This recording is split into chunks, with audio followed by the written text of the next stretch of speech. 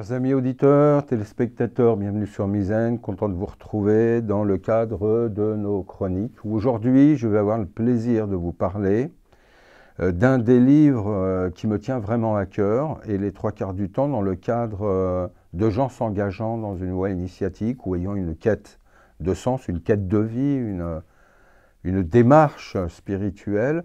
C'est vraiment un des tout premiers livres que je conseille tout le temps. C'est les enseignements d'un grand maître soufi. Donc c'est les lettres de Moulay al-Arabi al-Darqawi, qui est paru aux éditions Al-Buraq et qui a la particularité d'être une traduction intégrale et complète. C'est la première. Il y a déjà eu des travaux sur ces lettres qui avaient été faits par plusieurs personnes, Tayyib Chouiref, Titus Burkhardt à l'époque, qui a été le premier projet de traduction partielle. Il y avait Chabri González qui avait fait un très très bon travail aussi sur la traduction de certaines de ces lettres. Alors ce livre-là, qui avait été donc traduit par Idriss de Vos, a la particularité d'être complet. Et c'est vraiment un des livres que je conseille avant tout, car il va au cœur des choses. Le Sidi al-Arabi al-Darqawi, un grand maître du XVIIIe siècle, marocain, formé dans la région de Fès par son maître Sidi Ali Jamel, et qui est remonté ensuite un petit peu plus vers le nord en se rapprochant des régions de Chefchaouen, etc., qui était la région de Sidi Abdeslam ibn Mashish, Chedili, donc une région porteuse de grande spiritualité. Et là-bas, il a posé son centre initiatique, sa Zawiya, et il a commencé à répandre son enseignement. Et il est à la base de la formation de quasi toutes les voies chadilites que l'on peut connaître aujourd'hui. Que ce soit la Taïbiya, que ce soit la Hibriya, que ce soit la Nasiriya, que ce soit la Alawiya, que ce soit la Belkhaïdiya, que ce soit quasiment toutes les voies que l'on connaît aujourd'hui descendent par l'héritage de ce maître. Donc Moulay al-Arabi al-Darqawi radiyallahu anhu. Donc ba'da bismillah ar-Rahman ar-Rahim wa salatu wa salam ala ashraf al-mursalin wa ala alihi wa sahbihi. Je vais essayer d'aborder quelques thématiques de ces quelques lettres. Et donc, je rappelle le cadre, c'est qu'en tant que maître spirituel, al-Arabi al-Darqawi envoyait des lettres à ses disciples qui étaient du conseil spirituel. Et le cœur de toutes ces lettres, c'est le cœur de l'initiation, c'est le travail sur l'ego, c'est la maîtrise de l'ego. Sachant que tous les maîtres, en remontant jusqu'aux plus anciens, comme Sidi Abou Yazid al-Bistami par exemple, qui disaient « Le seul obstacle entre toi et Dieu, c'est toi, c'est ton ego ». Et par là, ce qu'il entendait, et on va le retrouver dans les lettres du maître, c'est pas simplement le bas instinct de ton ego, c'est simplement l'illusion que tu penses être indépendant d'Allah. C'est-à-dire qu'il y a toi et Allah. Et souvent, cette erreur, on va la retrouver, et ça, René Guénon aura permis de la mettre à jour, cette difficulté. C'est que jusque dans les milieux dogmatiques, exotériques, etc., religieux, on a toujours cette conscience d'une dichotomie au niveau de l'existence universelle, pardon. C'est-à-dire qu'il y a Dieu et la création. Sans comprendre que si on doit distinguer les deux, la notion de tawhid n'existe plus, elle n'a plus aucun sens. Et s'il devait y avoir Dieu et autre chose, donc la création, nous, donc Dieu s'arrêterait quelque part. C'est-à-dire qu'il y a quelque part où il y a Dieu et il y a quelque part où il n'y a plus Dieu. Il y a un lieu divin et un lieu de non-divin. Or, si c'était le cas, Dieu serait limité. S'il est limité, il n'est plus infini. S'il n'est plus infini, eh bien, un beau matin, on va nous apprendre que ça y est, le temps divin, il est fini, Dieu est mort. Hein, on renvoie à Nietzsche, on renvoie, etc.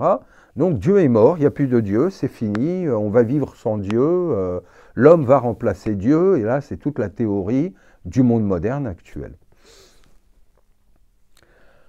Or, c'est cette illusion que tu es, toi, en tant qu'humain, donc moi, mais chacun de vous qui me regardez, c'est l'idée que tu es qui est le gros obstacle d'une voie spirituelle.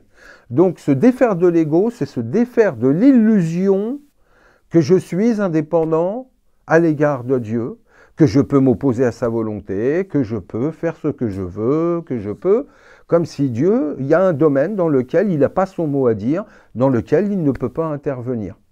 Or, c'est cette illusion du « je suis » qui est, comme le disait à nouveau le grand saint du Khurasan, Abu Yazid al-Bistami, il dit « quand tu dis « je suis », c'est le plus grand shirk qui puisse exister. Donc, à quoi ça nous conduit? Ça nous conduit à s'élever dans un plan au-dessus de celui de la morale, qui est de se dire « je suis un gentil, et donc je ne fais pas de mal, donc je suis un beau musulman ». Non, même si tu es le plus gentil de la terre, tant que tu dis « je suis », tu es dans le shirk. Rappelons-nous du verset qui dit « c'est-à-dire que même jusqu'au plan intermédiaire des mu'minoun, des croyants, tant qu'ils ont encore l'illusion qu'il y a lui, eux et Dieu, il y a un shirk, il y a deux. Donc tout ce livre-là va être des précisions sur ces notions, et surtout quant à la méthodologie initiatique et le rituel transmis par le prophète salam, pour arriver à dépasser cette illusion et à comprendre que notre nature profonde, en réalité, est pur esprit. Nous sommes pur esprit. Mais on y reviendra à travers ces quelques chroniques. Et là, je vais commencer par la lettre 5, la 5e lettre de ce livre, qui concerne la notion d'intention. La pureté d'intention, qui consiste à être capable de dépasser le rapport à notre individualité. Et là, le Cheikh Darqawi explique que la notion de l'intention, c'est avoir un niya ou al-qasd, le but. C'est de prendre conscience quel est mon but. Et là, ça mène à la question du pourquoi. Pourquoi je vis? Pourquoi je me marie? Pourquoi je fais des enfants? Pourquoi je suis musulman? Pourquoi je fais la prière? On n'est plus dans le comment qui est la modalité, mais dans le pourquoi. Or, cette question, beaucoup ne savent plus y répondre. La plus grande des questions est pourquoi je vis? Qu'est-ce que je fais sur cette terre pendant un certain laps de temps où je nais et je meurs? Entre les deux, je suis là, pourquoi? Pourquoi elle est courte? Pourquoi est-ce que j'ai besoin d'avoir un rapport à des prophètes ou pas? Pourquoi je vis? Pourquoi je vais mourir? Et qu'est-ce qui se passe après? Or, tant qu'on ne se pose pas bien ces questions-là, et qu'on n'y répond pas, en soi, la vie n'a pas de sens. On ne sait pas vraiment pourquoi on vit. Une sagesse également soufie dit, la seule personne qui est perdue, c'est celle qui n'a pas de but. C'est-à-dire que tant qu'on évolue sans savoir où on va, on est perdu. Donc, c'est pour ça que, jusque dans le fiqh, la jurisprudence islamique, que ce soit le pèlerinage, l'ablution, la prière, le jeûne, la première obligation qui nous est demandée, c'est la formulation d'une intention, une niya. Innamal a'malu bin niyat, que nous dit le premier hadith du Sahih al-Bukhari, c'est que les actes ne valent que par leurs intentions. Et donc, l'intention n'est pas simplement une formulation. En fait, c'est une introspection en nous-mêmes qui doit nous mener à la capacité de répondre. Là, j'ai l'intention de, j'ai envie de. Je voudrais faire ceci ou cela. Pourquoi? Pourquoi? Il faut réellement se poser la question. Je fais la prière, il peut y avoir plein de réponses au pourquoi. Parce que mes parents faisaient la prière. Parce que je suis musulman de naissance et que c'est normal. Parce que j'ai peur d'aller en enfer. Parce que j'espère aller au paradis.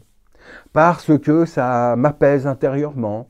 Parce que mon entourage, le qu'en dira-t-on, va dire « Ah, c'est quelqu'un de bien, masha'Allah, il fait la prière, c'est quelqu'un de pieux. » Pourquoi je fais la prière? Pourquoi? Tant que je n'ai pas réellement défini mon pourquoi, tant qu'en moi-même, je n'ai pas une sincérité, sidq ou niya, tant que je n'ai pas une orientation, sidq tawajjuh, une orientation complètement sincère dans le but que je veux atteindre, mes actes sont vains.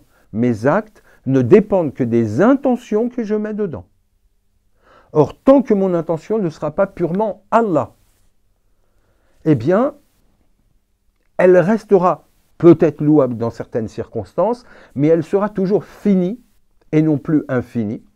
Et elle ne portera pas toutes les effluves du plan divin, Donc à partir de là, moi-même, j'en ressentirai les effets sur moi et je ne trouverai jamais la paix et l'équilibre comme je le souhaiterais.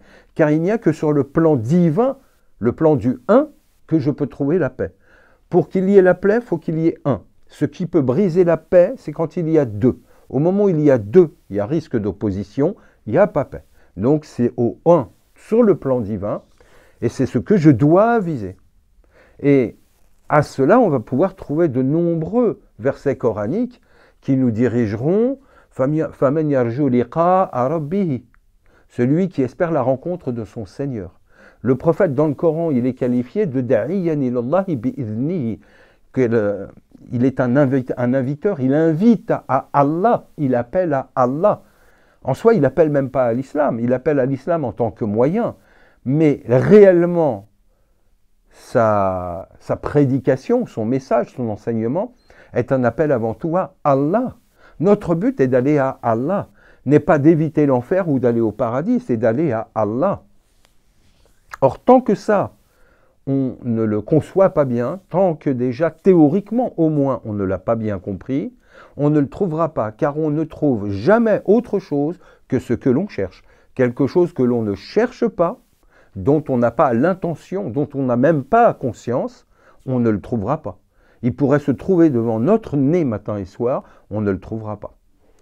Donc, le Cheikh Darqawi, ici dans la lettre 5, il va nous rappeler une chose, c'est déjà la différence entre les notions de finalité et de modalité, mais également un repère qui est très important, qui est que quand notre intention est vraiment pure, alors à ce moment-là, on est capable de conformer nos actions, tant celles qui nous pesaient, que celles qui nous ne pesaient pas, et qui pour nous deviennent égales à nos yeux.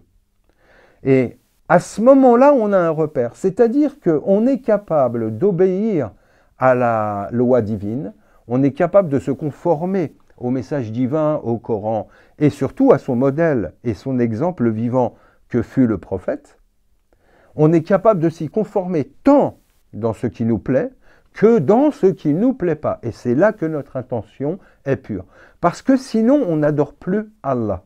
Allah, dans un verset, dit « Kutiba alaykum al-qital wa huwa karahun lakum » vous est prescrit le combat, et notamment le combat contre l'ego, et ceci, vous le détestez, parce que le combat est toujours difficile. « Wa asa an takrahu shay'an wa huwa khayrun lakum » wa asa an tuhibbu shay'an wa huwa sharrun lakum. Et il est possible que vous détestiez quelque chose qui en fait pour vous soit un bien, et que vous aimiez quelque chose qui en réalité pour vous soit un mal. Allahu ya'lamu wa antum la ta'lamun. Or, Allah sait, mais vous, vous ne savez pas. Donc, là, c'est la capacité de dépasser notre propre grille de lecture, c'est la capacité de dépasser notre sphère émotive et d'en faire un point de repère et un point de jugement, c'est-à-dire que je vais conformer mes actions, diriger ma vie, suivre une voie, tant que cela me plaît. Tant que j'y ai un plaisir, là, j'irai. Mais au moment où ça ne me plaît pas, où je n'y prends pas plaisir, où ça me fait même mal intérieurement que de devoir renoncer à quelque chose ou d'accepter quelque chose qui me déplaît, et là, à ce moment-là, c'est le jour où j'ai dépassé ça et où je suis capable d'accepter tant ce qui me plaît que ce qui me déplaît, tant que ce que j'aurais aimé que ce que je n'aurais pas aimé. C'est au moment où je serai capable finalement de sami'na wa ata'na, d'entendre et d'obéir. Or, on se souvient qu'à plusieurs reprises, le prophète, dans sa vie, sallallahu alayhi wa sallam, il va intervenir des notions de pacte dans le Coran, mithaq, ahd, mubayya'a, قد رضي الله عن المؤمنين إذ يبيعونك تحت الشجرة سورة الفتح où on a Allah qui dit qu'Allah était satisfait des croyants lorsqu'ils ont contracté le pacte avec toi au pied de l'arbre. Il y a le mithaq, le fameux pacte primordial où nous reconnaissons notre Seigneur et devant lequel donc nous allons nous abaisser. Or, dans ce pacte, par exemple dans le Tafsir al-Jalalayn, on retrouve un commentaire qui dit que les compagnons, quand ils passaient le pacte avec le prophète, ils s'engageaient à obéir à Allah et à son prophète, et cela tant en ce qui leur plaît qu'en ce qui leur déplaît. C'est-à-dire que tout d'un coup, ce n'était plus leur ego ou leur prisme ou leur jugement qui importait, mais celui d'Allah. C'est-à-dire qu'au moment où quelque chose nous déplaisait, mais on savait qu'il vient d'Allah, et que quelque chose qui nous plaisait, mais qui venait de notre ego, dans le choix ici, il fallait toujours choisir le choix divin et s'appliquer à Dieu. Alors donc je donne un exemple qui est énorme dans le Coran, c'est quand il est demandé au prophète Abraham, Sayyidina Ibrahim al-Khalil alayhi salam, tu vas sacrifier ton fils. Or, pourquoi son fils est pris? C'est parce que, étant la chair de nos enfants sont ce qui nous est de plus cher, ce qu'on a de plus cher. Et à ce moment-là, l'épreuve, elle est, vas-tu obéir à Allah, quitte à perdre ce que tu as de plus cher, ou vas-tu renoncer et renier l'ordre divin pour préserver ce qui t'est cher? Donc, qui vas-tu faire passer en premier? Allah ou le reste? C'est-à-dire que tant qu'Allah ne sera pas votre première priorité, l'intention ne sera pas pure. L'intention sera, Allah, je veux bien t'adorer tant que ça me convient. Mais au moment où ça ne me convient pas, je ne t'adore plus. Donc au final, c'est tant que j'ai un intérêt dans mon adoration, je t'adore. Mais si je n'y ai plus d'intérêt, je ne t'adore plus. Or ça, on peut le retrouver sur le plan humain également, dans nos relations, qu'elles soient amoureuses, amicales ou tout ce qu'on veut, c'est que je t'aime beaucoup, mais tant que j'y ai un intérêt. Si du jour au lendemain, je n'ai plus d'intérêt dans le fait de t'aimer, eh bien, je ne t'aimerai plus. Donc, en fait, j'aime l'intérêt que je peux tirer de toi, les avantages, mais toi, en tant que tel, je ne t'aime pas. Donc, de la même manière, quand on aime ne pas aller en enfer, ou on aimerait aller au paradis, ce n'est pas du tout la même chose que d'aimer aller à Allah. Or, dans toute initiation, et ça on en reparlera, dans tout chemin qui va vers Dieu, il y aura toujours cette fameuse descente aux enfers qui est un préalable. Cette descente aux enfers, c'est une phase purificatoire. C'est là qu'on purifie sa niya. C'est là qu'on purifie son intention. C'est là qu'on purifie, parce que souvent on peut se tromper et inconsciemment on pense adorer Allah alors qu'on continue à s'adorer nous-mêmes. Le prophète disait, la chose la pire que je crains pour ma communauté, c'est l'associationnisme, le polythéisme caché. Shirk al-Khafi. C'est celui dont on n'a même pas conscience. On est dans le shirk et on ne le sait même pas. On associe à Allah sa pensée. On associe sa volonté. On associe ses plaisirs. C'est-à-dire que je veux bien prêcher pour toi Allah, mais dire ce qui m'intéresse et non pas ce que tu as dit. Et c'est pour ça qu'entre ce que dit le Coran et la manière dont on interprète le Coran, il y a un fossé entre les deux. Et que dans le verset justement où le prophète dit qu'il appelle à Allah, « Ad'u ilallahi ala basiratin », il dit qu'il appelle à Allah selon al-basira, la vue du cœur, la compréhension du cœur, et que donc il retransmet exactement le message divin, et ce, que cela plaise ou pas. Eh bien, il dit que ceux qui ne font pas ça, puisqu'après il parle de « waman ittaba'ani », ceux qui me suivent dans ce travail de prédicat, de prêche, de transmission, d'enseignement, s'ils ne se basent pas sur une basira, à ce moment-là, ce qu'ils vont transmettre, c'est ce qu'eux ont compris.